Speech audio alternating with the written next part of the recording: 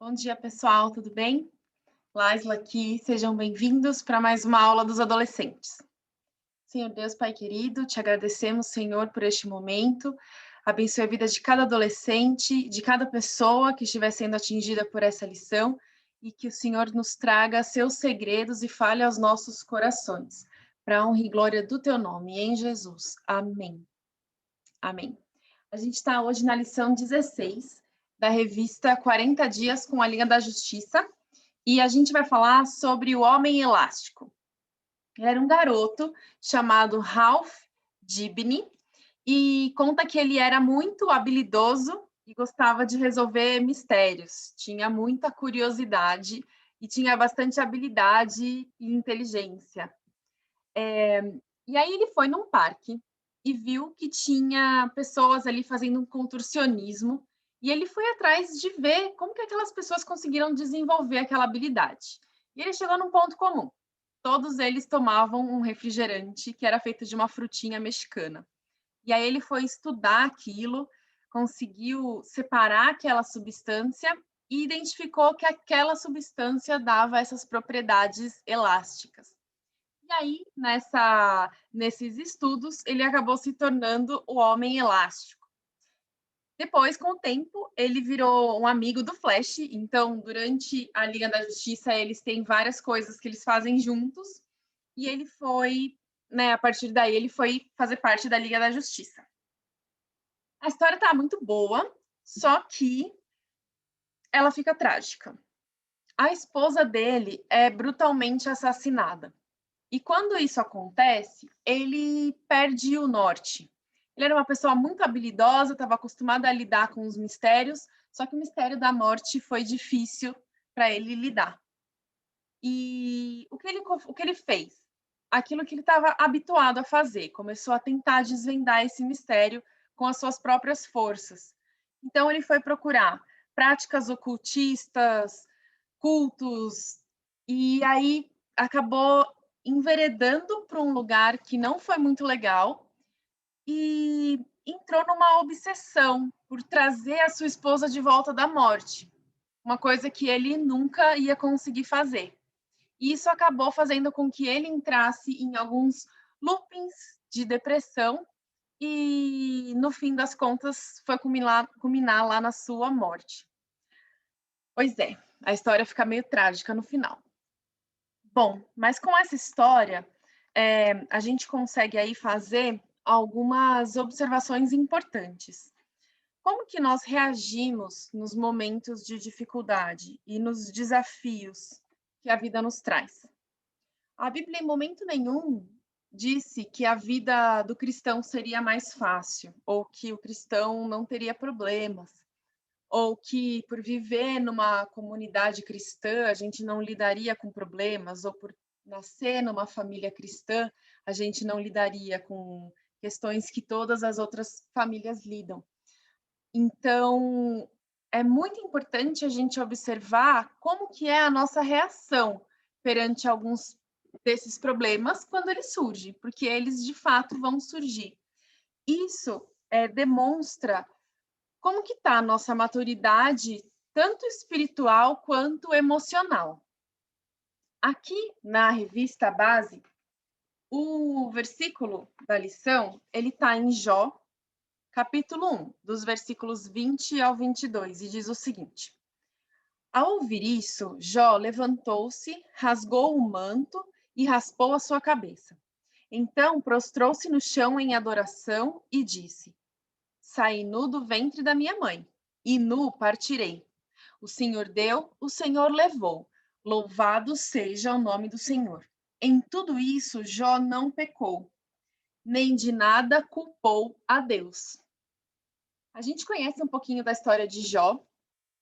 Já adiantando, o desafio da lição de hoje é a gente se aprofundar nessa história, que é uma história realmente de maturidade emocional e espiritual, de relacionamento com Deus.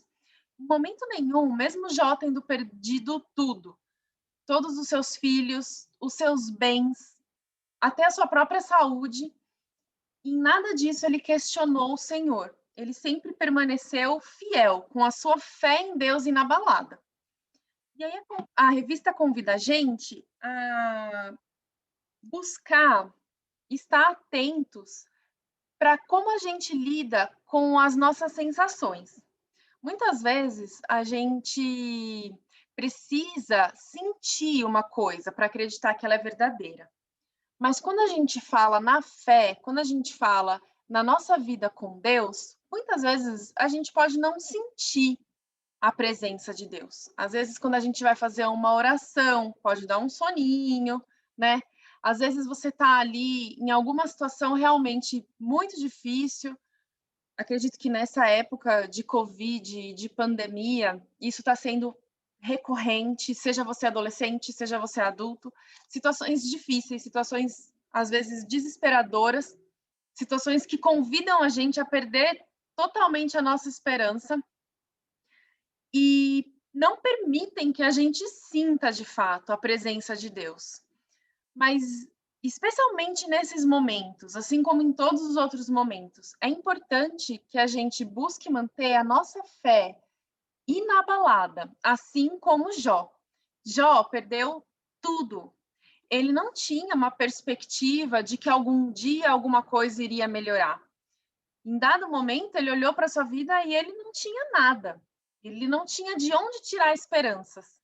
Mas ele tinha a fé em Deus. E isso ele nunca abriu mão.